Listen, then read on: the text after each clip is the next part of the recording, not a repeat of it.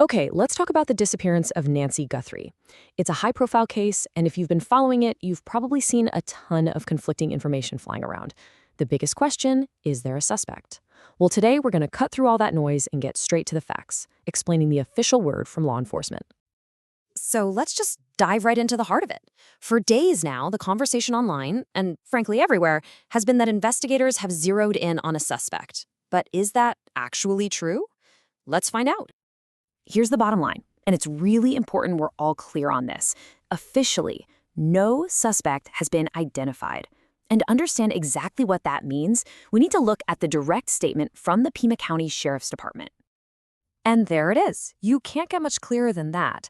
The Sheriff's Department put this out on February 4th, stating they have not identified a suspect or a person of interest. This is so crucial because it directly contradicts so many of the rumors that have been swirling around out there. So, if they don't have a suspect, what are they doing? Well, right now, detectives are in the thick of it, speaking with literally anyone who might have had contact with Mrs. Guthrie.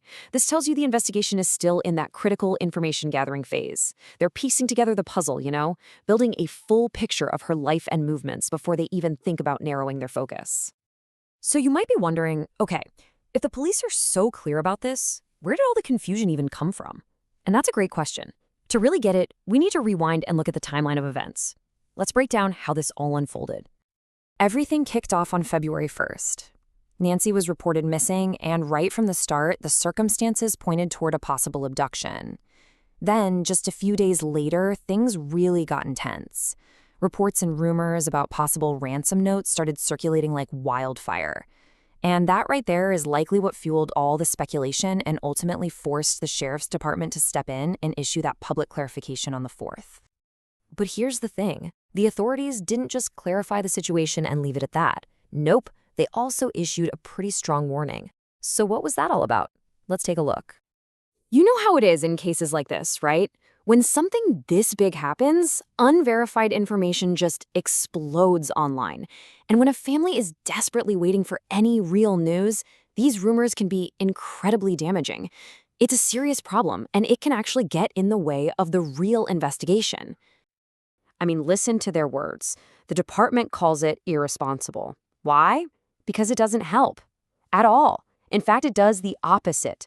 Spreading false info can create fake leads, which wastes precious time and police resources.